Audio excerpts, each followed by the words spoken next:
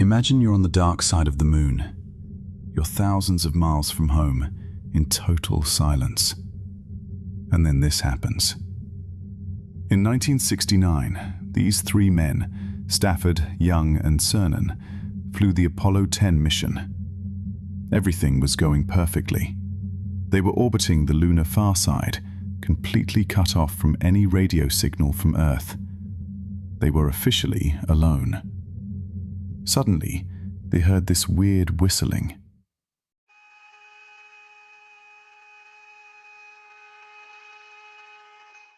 It lasted for almost an hour. NASA kept this recording secret for 40 years.